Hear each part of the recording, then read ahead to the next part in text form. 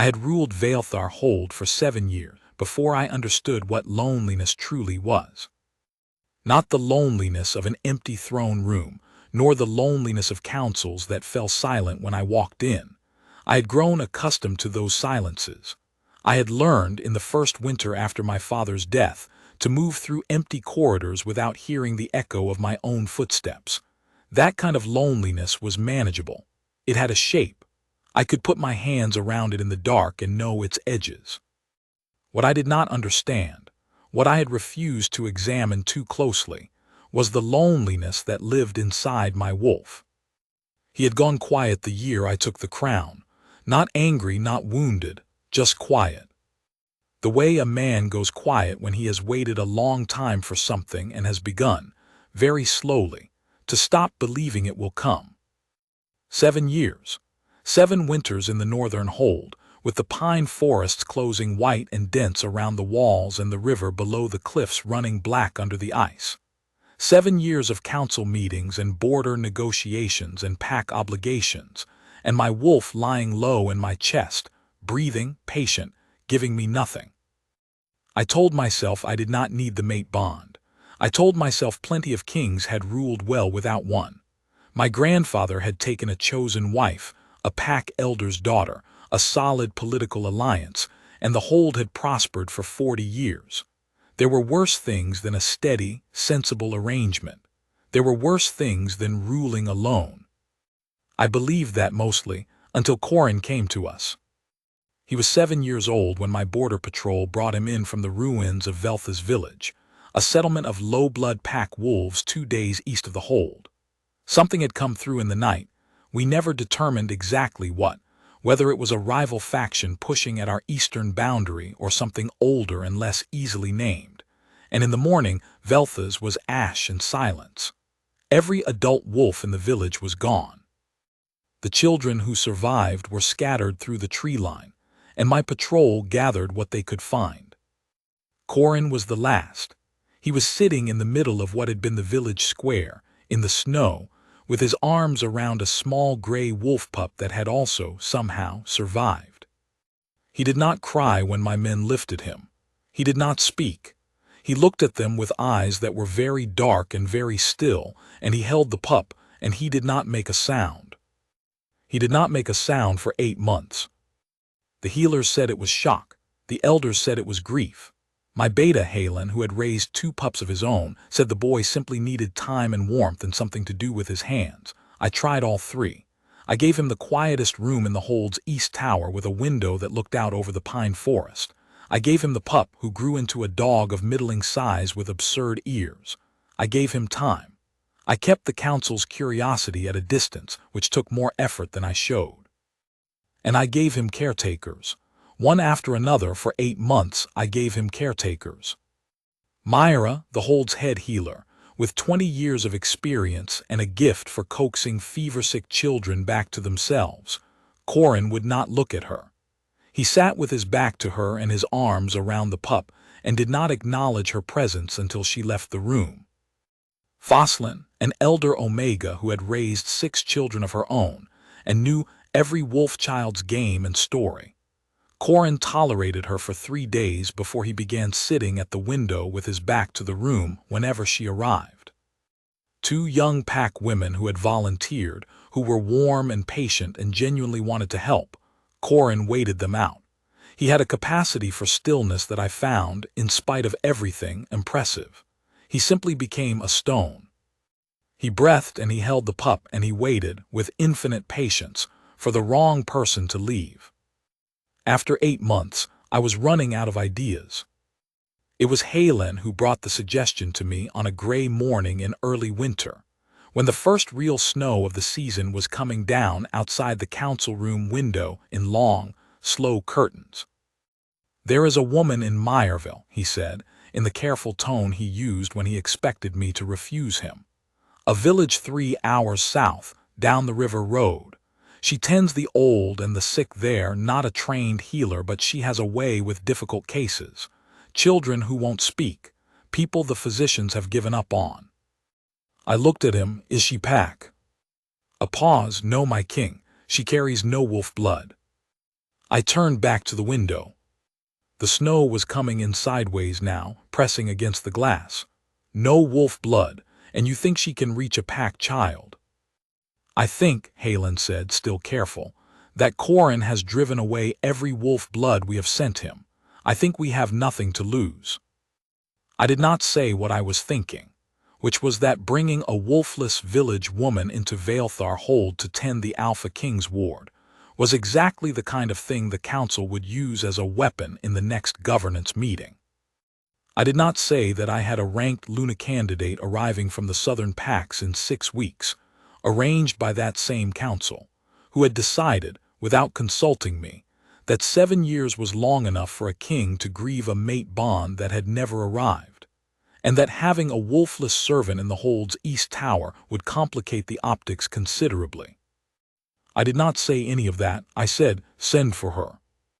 Her name was Senna. She arrived on a gray afternoon when the snow had stopped, and the air had gone very cold and still, the kind of cold that makes sound carry strangely. You could hear the river below the cliffs as if it were just outside the gate instead of 100 feet down. I watched from the upper corridor window, the way I had developed a habit of watching arrivals without being seen to watch them, and I noted several things in the space of a few seconds. She was not large.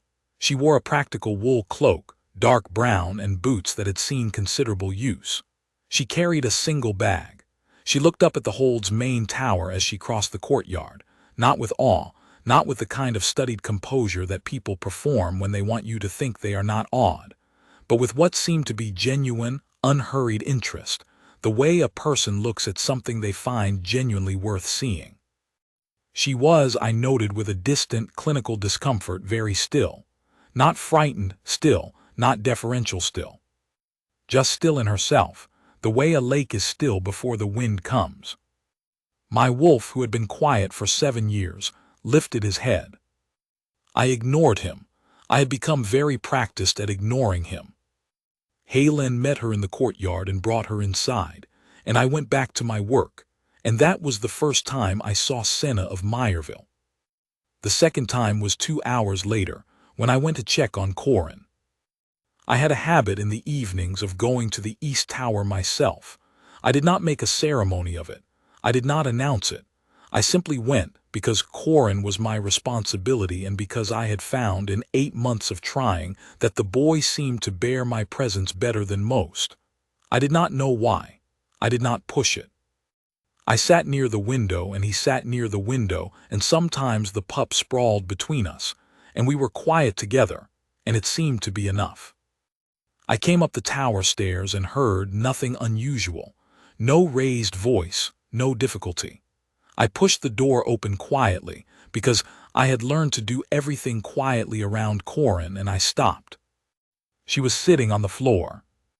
Not in a chair, not on the room's small settee, which every other caretaker had chosen. On the floor, cross-legged, near the window, with her cloak folded to one side and her bag open next to her, and she was doing something with her hands. I could not immediately see what. Something small, something that required attention. Corin was sitting 4 feet away from her. He was not turned away. He was not at the window with his back to the room. He was sitting on the floor, facing her, with the pup in his lap and his dark eyes fixed on whatever she was doing with her hands, and the expression on his face was not blank, not the careful stone, something quieter than that, something I had not seen in 8 months. She looked up when I came in. She did not startle. She met my eyes with a calm that I found at that moment completely incomprehensible, and she gave a small, courteous nod. I looked at Corin. Corin looked at me. He did not look away, and then he looked back at her hands. I stepped back into the corridor. I pulled the door almost closed. I stood in the cold stone passage for a moment that I did not know what to do with, and my wolf, quiet for 7 years, turned over in my chest like a man shifting in his sleep. I told myself it was relief. After 8 months of watching Corin sit with his back to the world, it was simple relief that the boy had allowed someone close enough to sit in the same quadrant of the room. I went back to my study, and did not think about the way she had looked up at me. I almost managed it. The first week she did not ask anything of Corin. That was, I gathered from Helen, who watched carefully and reported to me with the discreet efficiency I valued, the whole of her approach. She simply did not ask. She arrived each morning. She sat. She brought things. Small things, quiet things, a piece of carved bone she worked at with a small tool, a book she read to herself without performing the reading aloud, a collection of smooth stones she arranged and rearranged on the floor.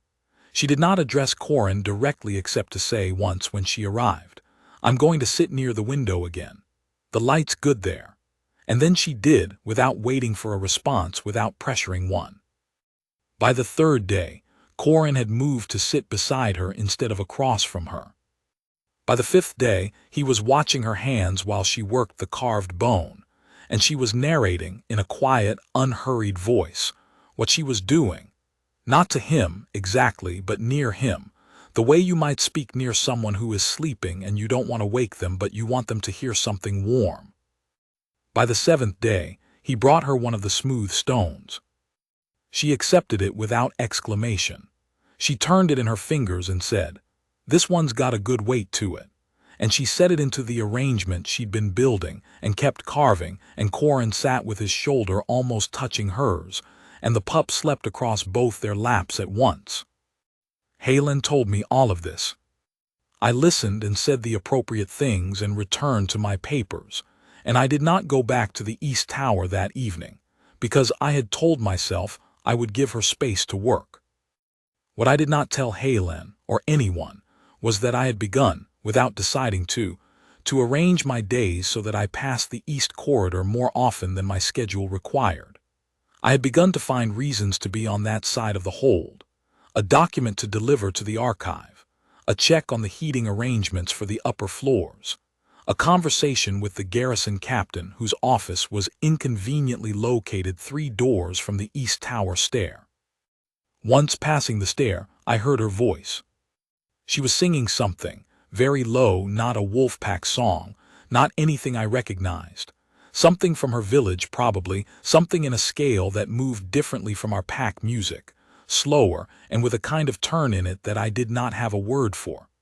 I stood on the stair for longer than was reasonable, listening. My wolf was no longer lying down. I told myself this was because Corin was improving, and it was good that he was improving, and it was natural to feel relief when a problem you had been carrying for 8 months began, slowly, to resolve. I was a king. I managed my resources. Senna was a resource who was working, and it was appropriate to note that and feel something uncomplicated about it. I was less convincing than I would have liked. She had been in the hold for 12 days when I spoke to her properly for the first time. It was not by design. I came to the East Tower in the late afternoon, at a time when I had calculated she would have already finished for the day and returned to the servants' quarters. I had, without admitting it, been timing my visits around her absence, because her presence did something to the calibration of the room that I did not trust myself to navigate without appearing foolish. But she had stayed late, and when I opened the door she was there. Corin was asleep on his narrow bed in the alcove, with the pup at his feet, and the room was dim, and she was sitting on the floor beside the bed, not doing anything, just sitting, her knees drawn up and her chin resting on her hands, watching him sleep with an expression that was entirely private and entirely unguarded. She heard me. She turned. The expression did not change to something performed. She simply turned and looked at me with the same face she'd been wearing, and it was so honest that I found myself on the wrong foot. "He slept," I said, which was not particularly regal. "He slept," she agreed. "About 40 minutes ago. It was the first time I've seen him sleep without the pup against his chest." She glanced back at the alcove. "He put his hand out and the pup moved into it. Then he let go and he kept sleeping." I did not know what to say. In 7 years I had managed dozens of negotiations and a border crisis and 2 succession disputes within the pack hierarchy, and I could not find the right shape for this conversation. "You're from Meyerville," I said, because I apparently had very limited options. Born there. She looked back at me, and there was something in her look that was not quite amusement and not quite assessment, something in between. You don't know what to make of me. It was so direct that I took a moment. I know what to make of you, I said. You're the first person in 8 months that Corin has allowed to sit next to him. That's what to make of that, she said. That's not the same thing. She had, I realized, just drawn a distinction I had not been prepared for. I looked at her for a moment. No, I said, I suppose it isn't. She stood not hastily, just when she was ready, and picked up her cloak. I'll come early tomorrow. He's going to wake up rested, and when he wakes up rested he's going to want something to do. I thought we might try the courtyard if the snow's not too deep. I'll have it cleared, I said. She paused. She looked at me with a consideration that I could not read and did not try to. Then she said, "Thank you, King Aldrath," and walked past me into the corridor, and I stood in the dim room with the sleeping child and the sleeping pup and the faint smell of wood smoke from her cloak, and I put my hand against the doorframe. My wolf pressed forward in my chest like a man leaning toward a light. In the 3rd week, Corin began to show me things. Not words, not yet, but he began to bring me things and hold them out. The smooth stone Senna had put into the arrangement.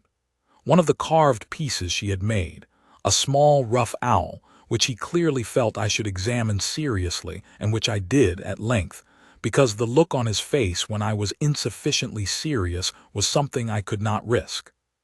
A drawing he had done in a scrapbook Senna had procured from somewhere, not a skilled drawing but a recognizable one. A courtyard, 2 figures and a dog. I did not point out that one of the figures was clearly taller than me and did not have a crown. In the courtyard, in those days when the snow was manageable, I watched them from the upper wall sometimes. She had a way of moving around Corin that I found myself studying with more attention than was warranted, the way she always left him the wider space, always oriented herself so that he could see the way out of any situation before she moved into it. She did not crowd him. She gave him room, and he filled the room in his own time, and slowly, over those weeks, he began to fill more of it. He began to run. Not away, just running, the way children run when they are not afraid, in circles and sudden sprints, and the kind of directionless movement that means a body is beginning to trust itself again. And she sat on a stone bench in the cold and watched him and said nothing, and sometimes he came back and stood near her, breathing hard, not touching, just near. And I, on the upper wall, said nothing to anyone and watched them both. My wolf was awake. That was the simple, uncomfortable truth.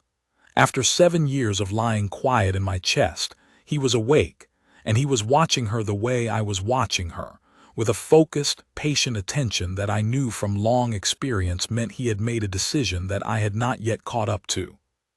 I took on additional counsel work. I cleared a backlog of border agreements that had been sitting in my archive for 3 months. I wrote 12 letters that could have been delegated and did not need to be written by a king. I occupied myself thoroughly. I occupied myself, and I thought about the way she had said that's not the same thing, and I thought about the warm silence in the East Tower room, and I told myself I was grateful and nothing more. The Luna candidate arrived in the 6th week. Her name was Valdris Own. She came from the southern Pax, a respected bloodline, a strong wolf, a woman who carried herself with the ease of someone who had spent her life in hold politics and found them comfortable.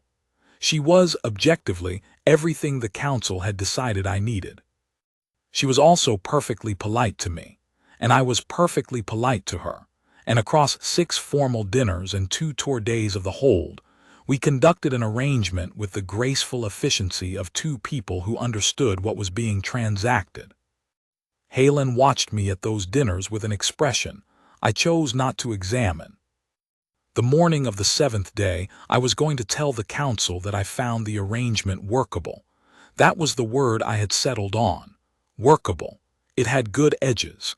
It did not demand anything I could not give. It was the arrangement my grandfather had made, and he had ruled well for 40 years. I was going to tell them workable. I was, instead, in the East Tower corridor, because I had not managed to break the habit of being in the East Tower corridor. And the corridor led to the stair, and the stair led to Corin's room, and I was telling myself I would simply look in on the boy before the council meeting. What I heard before I reached the door stopped me. Corin's voice. Not words, a sound. A high, wondering sound like a question. And then something that was not quite a word and not quite a laugh, and the pup's rapid footsteps on the stone floor, and then, clear and unmistakable, in a voice I had not heard in 8 months. Yes, a child's voice, small and very certain. Yes, look. I stood in the corridor. Through the door I heard Senna say very quietly, I see it. I do. Yes, Corin said again, and there was something in the word that could not be measured.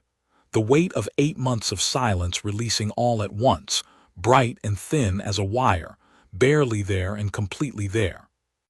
I put my hand flat against the wall. I do not know how long I stood there.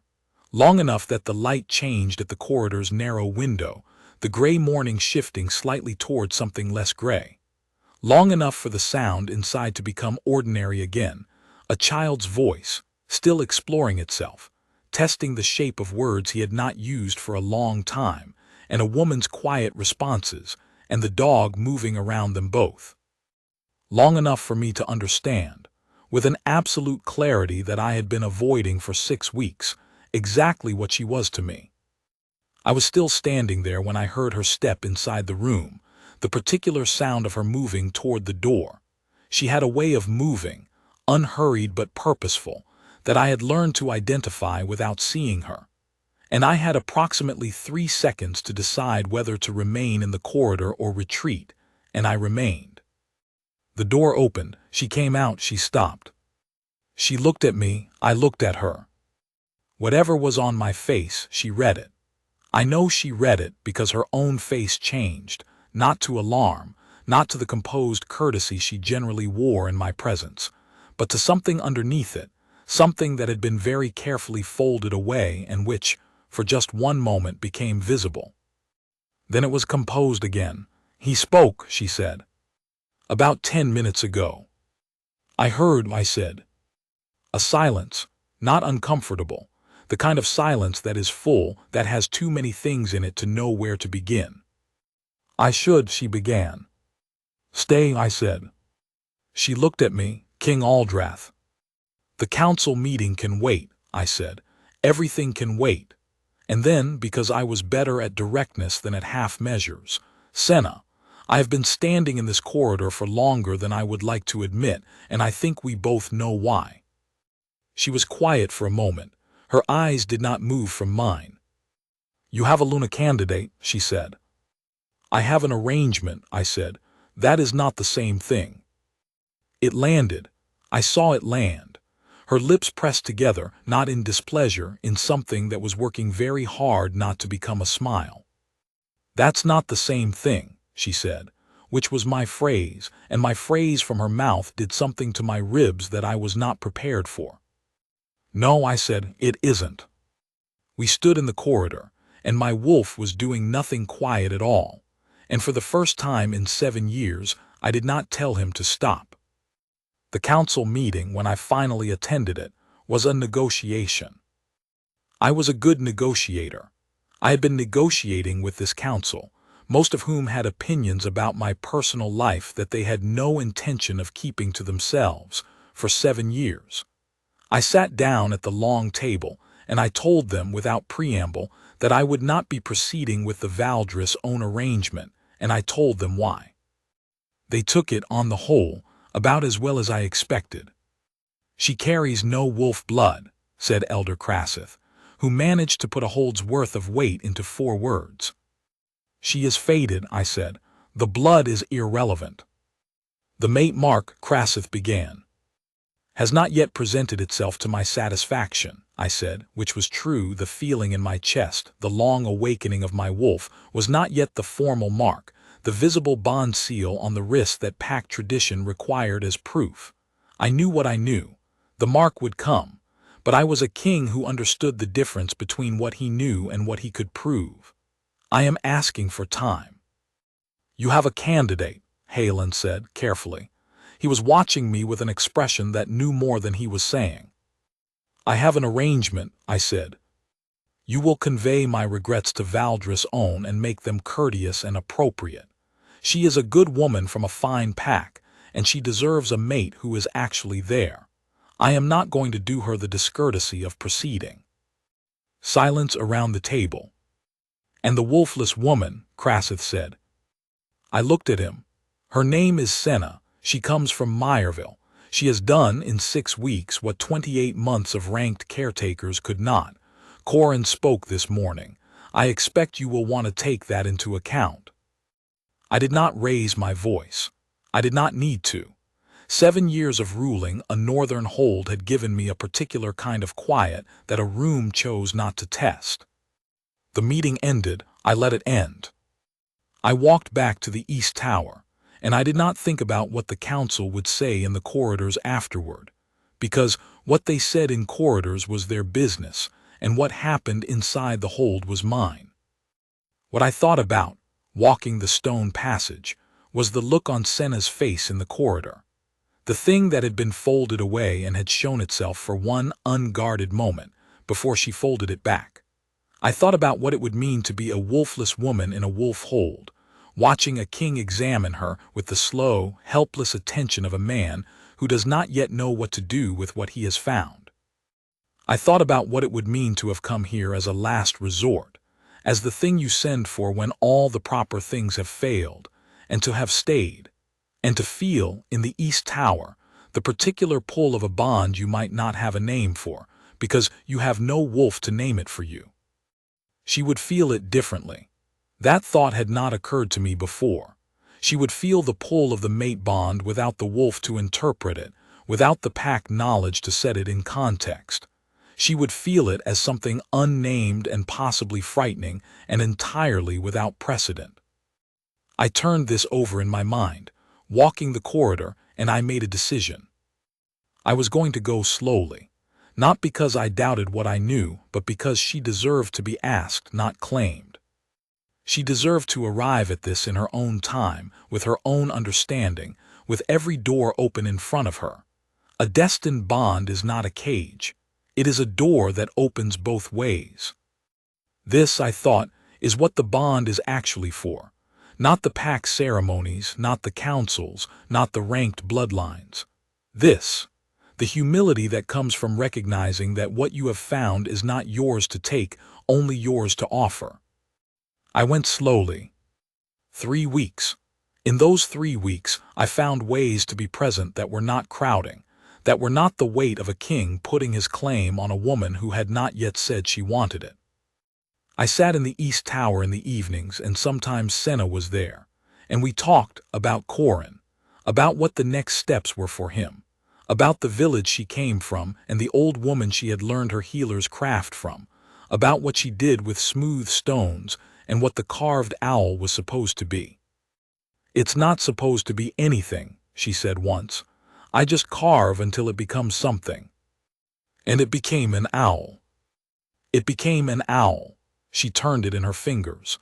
I think things become what they're going to be. The carving is just clearing away what isn't it. I looked at the owl for a long moment. I've been ruling this hold for 7 years, I said. I wonder sometimes what I've been clearing away. She looked at me. In the firelight, I had ordered the East Tower room kept warm, which was not what I had done before she came. Her face was composed, and beneath the composure, something very clear. I think, she said quietly, you've been waiting. I did not say for you because I was going slowly, because she deserved the door open in both directions. But I did not look away. Corin spoke more each day. By the 2nd week after his first word, he was using short sentences. By the 3rd week, he was asking questions. He asked Senna questions mainly about the carved bone, about where owls lived in the winter, about whether dogs dreamed, and she answered them the way she did everything. Without hurry, without performance, taking each question seriously in its own terms. He also, with increasing frequency, asked me questions. The first time, I was sitting at the East Tower window and he came and stood beside me, looking out at the snow on the pine trees, and he said, in his careful, recovered voice, "Do you like it here?" I looked at him. "Vailthar, I grew up here." He considered this. "Is that the same as liking it?" I thought about that for longer than a 7-year-old's question probably warranted. "No," I said. "I suppose it isn't." He nodded, satisfied, and went back to the pup. I watched him go and thought about Senna, who had said that's not the same thing, and about a boy who had learned in the short weeks since she arrived to ask questions again, to be curious again, to want to know what things were, separate from what he had been given.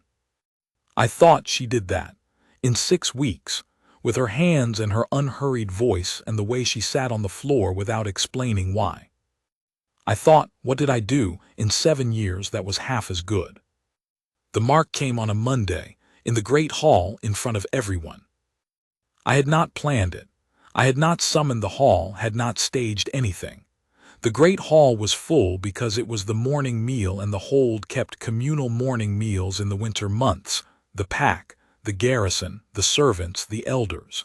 50 people, perhaps 60, around the long tables. Senna had come in with Corin, which had become their habit. He ate better in company than alone, and she had discovered that if she sat across from him and ate without making it about him, he ate without the weight of being watched. A practical discovery, made practical by a practical woman. I was at the head of the table. I watched them come in as I always watched them come in, and I told myself I was monitoring Corin's progress, and my wolf informed me, with the patient specificity he had been developing for weeks, that I was not monitoring Corin's progress. They sat down. The meal began.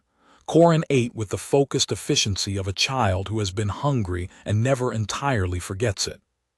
Senna ate quietly, said something to the woman beside her, which was a hold servant named Oris, who had decided, at some point in the preceding weeks, that she and Senna were friends, which I noted as a positive social integration indicator, in the way that kings noted such things when they were trying to stay clinical. Halen, beside me, said something I did not hear. "Sorry," I said. "What?" He gave me the look that said he had been watching me watch the end of the table for 6 weeks, and had opinions he was being paid, in a sense, to keep to himself. "I said," he repeated, "that Krasseth has requested a formal council session this week to reconsider the mate arrangement." "He can request it," I said. "He will. Let him." Halen was quiet for a moment. "You know what they'll say." "I know what they'll say." "Aldrath," he rarely used my name without the title, "you know that I have supported you across 7 years in most things. I am supporting you in this. I only want to know," he paused. "Does she know?" I looked at the far end of the table. Senna had turned to answer Corin, who was asking something, pointing at something on the table that required her opinion. She leaned forward, examined it, gave the opinion. Corin nodded, satisfied. "She knows," I said. "She's just being careful. She doesn't have a wolf to tell her she's certain. She has to be certain the other way." Halen was quiet, considering this. "And you're going to wait." "I'm going to wait," I said. Which was when Corin stood up. He stood up on his bench, which he was not supposed to do, and he looked down the table at me, and then he looked at Senna, and then he pointed at her with absolute 7-year-old certainty and said, at a volume that carried across the entire hall, "Senna." Not a question, not a request, just her name, spoken with the full authority of a child who has decided something and sees no reason why the world should not know it. The hall went quiet. Senna looked at him. Her face was doing something complicated and warm, trying to be composed and not quite managing it. "Yes," she said, "I'm here." "You're going to stay," he said. A declaration, not a question.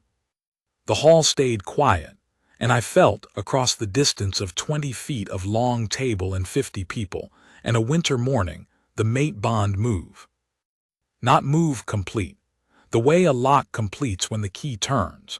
The way a word completes when you speak it after a long silence. Something that had been building for 6 weeks settled into place, and on my wrist, visible above my sleeve, the mark burned to life. It burned warm, not painful. A fine filigree of silver light, the mate mark in its classical form, which the pack knew, which every wolf in the hall knew the meaning of. I looked at it. I had not seen a mate mark in 7 years, not since my own father's had faded when my mother died. 50 people followed my eyes to my wrist.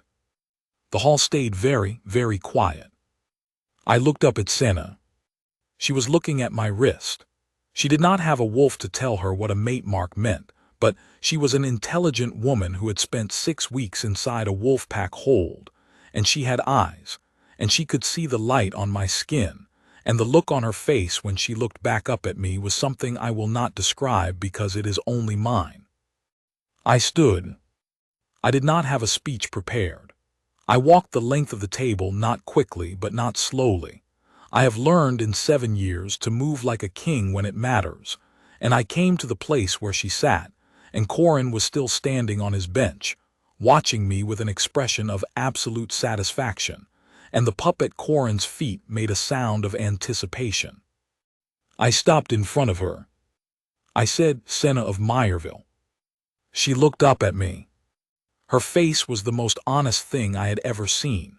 No composure now, no careful folding away, just her, entirely visible in the way she had been visible that moment in the corridor, that unguarded thing I had glimpsed and had been thinking about ever since.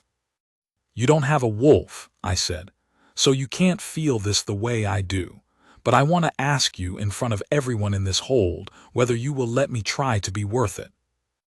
A silence, not the uneasy kind, the held breath kind. She looked at my wrist. She looked at my face. She looked at Corin, who was still standing on his bench, who gave a single decisive nod as if he had been consulted on this matter and found the arrangement satisfactory. She looked back at me. "I don't need the wolf," she said. "I've felt it since the first day." I think I had known that. I think some part of me had known that from the moment she turned in the dim room and looked at me without startling, with that calm I could not measure, and I had been carrying the knowing around for 6 weeks without knowing what to do with it. I took her hand, both hands, because one seemed insufficient, and I turned to face the hall.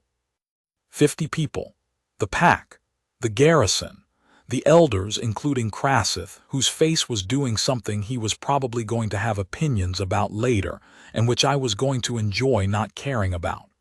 Halen, at the head of the table, who was looking at me with the expression of a man whose patience has been considerably rewarded. "Senna of Meyerville is my fated mate," I said. "If she will have the hold and what comes with it, she will stand beside me as its Luna." I looked at her. She had not looked away from me. "Well," I said, which was possibly the least regal I had been in 7 years. "Yes," she said, "obviously yes." The hall moved. Not loudly, my pack is not a loud pack on the whole. We tend toward the northern character, which expresses strong feeling through the quality of silence rather than its opposite. But 50 people stood, and the hall that had been quietly collective became something else, something that recognized what it was witnessing and received it with the gravity it deserved. Halen stood last and bowed last, because he was my beta and it was his place. He straightened with the expression of a man who has been watching a king be foolish for 6 weeks, and is choosing, with great generosity, not to mention it. Corin, on his bench, sat back down with a thump, apparently satisfied that the matter was resolved. He reached for his plate. He ate, with the focused efficiency of a child who has done good work and sees no reason to make a ceremony of it. 3 days after that morning, Senna and I walked the hold's perimeter in the snow. She had asked for a full tour, which she had not yet had, and I had been keeping the promise of it in a drawer since the second week of her arrival. The snow was good that day, heavy but not blowing, the kind that makes everything quiet and specific. The pine trees were enormous with it. She asked me about the Hold's history, who had built it, how old it was, what the strange marks were on the original gate stones. She asked with the same quality she brought to everything, genuinely curious, not performing interest. I answered her and felt doing it, the particular satisfaction of someone who has been waiting to talk to this specific person about this specific thing, and has finally gotten the opportunity. "You love it," she said at some point. Not an accusation, just a noticing. I looked at the walls, the dark stone, the pine-heavy slopes beyond, the silver line of the river far below the cliffs. I had grown up inside these walls. I had spent 7 years serving them. I had not asked myself in those 7 years whether I loved them. It had seemed beside the point. "Yes," I said, "I think I do."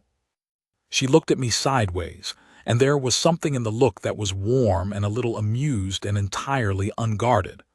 "That's the same thing," she said. I stopped walking. She stopped beside me. "It is," I said. We stood in the snow, in the kind of cold that makes sound carry strangely, and the bond was warm and settled between us, and Vailthar Hold rose above us in its dark stone with its long history, and somewhere in the East Tower, a boy was asking a dog a question and expecting an answer. I am not a man who spends a great deal of time on grand declarations. I run a northern hold. Grandness is a thing for southern pack courts with larger rooms and more occasion for display. But I have spent 7 years understanding that the things you most need to say are often the things that take the longest to become speakable. "Senna," I said. She looked at me. "Thank you," I said, "for the floor, for the smooth stones, for the owl, for arriving in the middle of winter with a single bag and sitting on the floor of a tower room and waiting without asking anything of either of us." She was quiet for a moment. Then, "Someone waited for you, didn't they?" It was not a question. She had that quality, the ability to name the shape of a thing without being told the thing's name. "My mother died when I was 14, I said. "She and my father had the mate bond. After she was gone, he ruled for 3 more years. He was not unkind. He was good in most ways that mattered. But something in him had gone away, and it never came back." She listened. "I watched him," I said. "For 3 years I watched a man go through the right motions with something missing, and I decided, when I took the crown, that I was not going to wait for a bond. That waiting for a bond was a way of not living. I told myself this very firmly for 7 years. Did it work? No, I said. It produced a great deal of extremely well-organized archive material, and a boy who has now, I'm told, started making arrangements for where you will sleep that suggest he considers the East Tower his to adjudicate." She laughed.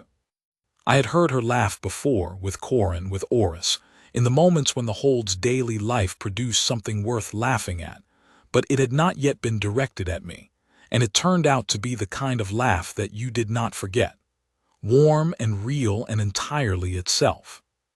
"He's going to be difficult about it," she said. "He already is," I said.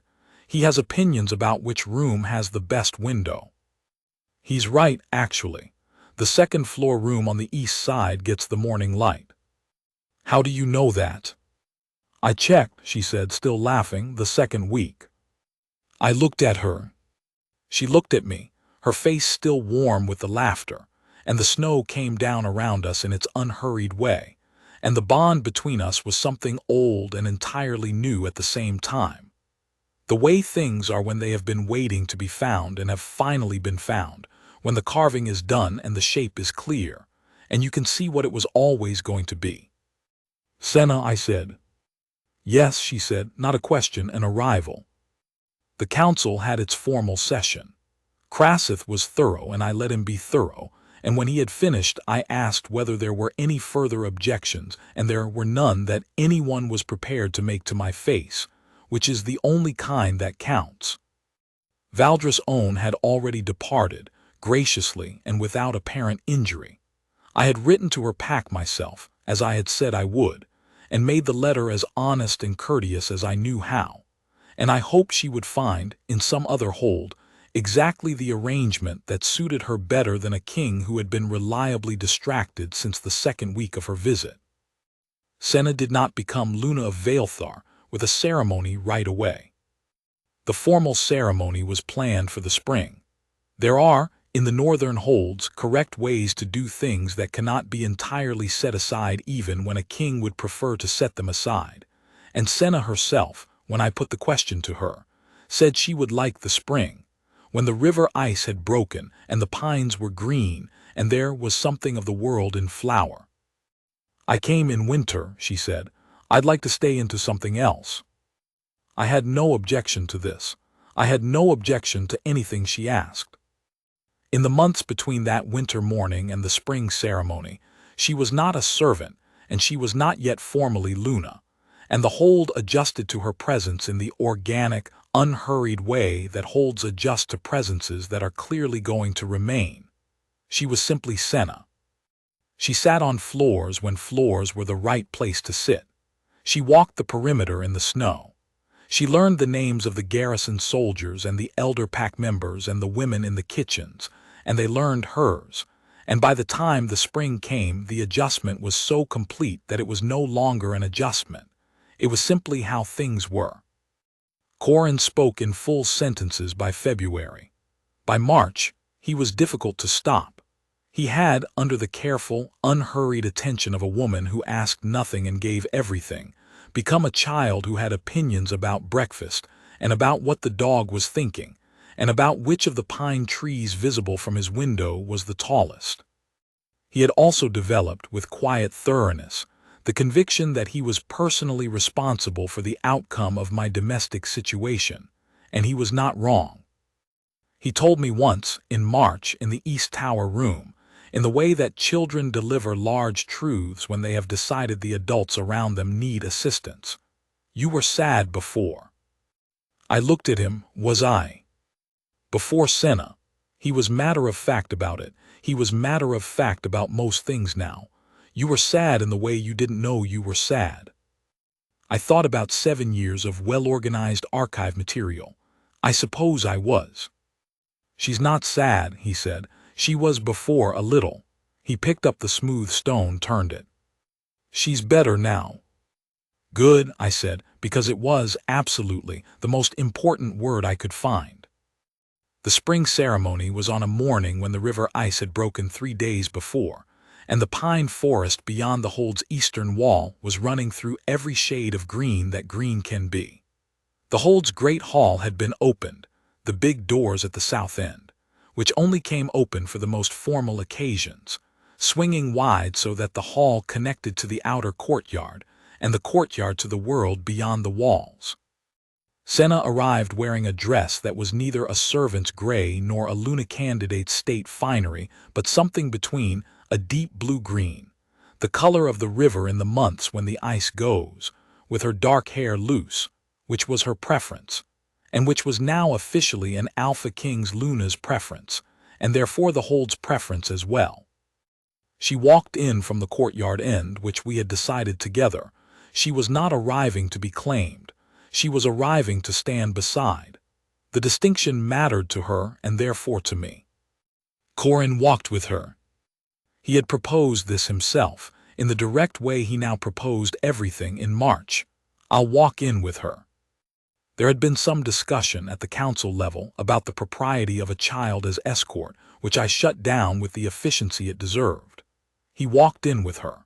He was very serious about it, in the way children are serious when they have been given responsibility they believe in, and he delivered her to the place in the hall where I was standing, and he went to his own seat, and the pup, who had come along because the pup came along to everything now, sat at his feet. I took her hands. The mate mark on my wrist was visible, had been visible for 3 months. The bond between us was not a secret and had not been a secret since a Monday morning in the great hall. There was no revelation to make, no dramatic uncovering. There was only this. her hands in mine, her face looking up at me with all of her visible, the unguarded thing, the thing she had shown me in the corridor on the first day and had been showing me since. "Luna Vailthar," I said. "About time," she said quietly for me only, and the hall's formal gravity and her quiet warmth were, as they had always been, entirely themselves and entirely together. The pack bowed, not in the performed way, not in the political way, the way people bow when they have watched something long enough to believe in it. Halen bowed with the expression of a man who has been right about things before and does not make a production of it. Krassith bowed because even Krassith understood in the end what a mate bond was. The garrison, the elders, the women from the kitchens who had become Senna's friends, the whole of Vailthar in its great opened hall, they bowed. Corin on his seat did not bow. He watched, with his arms around the pup, with the focused satisfaction of someone who put something in motion 8 months ago and has been patient about seeing it through. I looked at him, he looked at me. He gave me the nod, the same nod as in the great hall in January on the morning he stood on his bench and said her name, decisive, satisfied, the nod of a child who decided something and turned out to be right. That evening in the East Tower room, after the ceremony and the meal and the hall's long warmth, Senna and I sat at the window where I had always sat and looked out at the pine forest. The river was audible below, the spring river, fast and dark, nothing like the winter silence. The forest was green and very large and had no particular interest in what had happened in the hall. "I carved something," she said, and produced from somewhere the piece of bone she had been working on the first day, the thing that had made Corin cross the room. She set it on the windowsill. It was not quite finished. It never seemed to be quite finished, which I understood now was the point, but I could see the shape. 2 figures small and close, and between them something that was either a wolf or a flame. I could not tell which. "What is it?" I said. "What it became," she said. I looked at it, I looked at her. Outside, the pine forest ran on for miles in the spring dark, and the river carried the last of the winter ice away, and somewhere in the hold a dog was snoring at the foot of a boy's bed, and the bond between us was old and new and entirely its own shape. What it became. I put my hand over hers on the windowsill, and she turned her palm up and held it, and that was where we stayed, in the room that had been cold and was now warm. In the hold I had ruled alone and was no longer ruling alone, in the evening of the day that I finally, after 7 years of not knowing I was waiting, understood what I had been waiting for. The carving was never finished. She never finished it in all the years that followed. She kept it on the windowsill in that East Tower room, turning it sometimes when she was thinking, the worn bone smooth from handling. Corin, growing up, used to pick it up and squint at it and ask her what it was. She always gave the same answer. "What it became," she would say. "It became what it was going to be." He would nod and set it down, with the air of a young man who had, since the age of 7, understood that some things are like this, that some things need time and the right hands and the willingness to sit on the floor and wait until the shape becomes clear. He had learned that from her. We both had.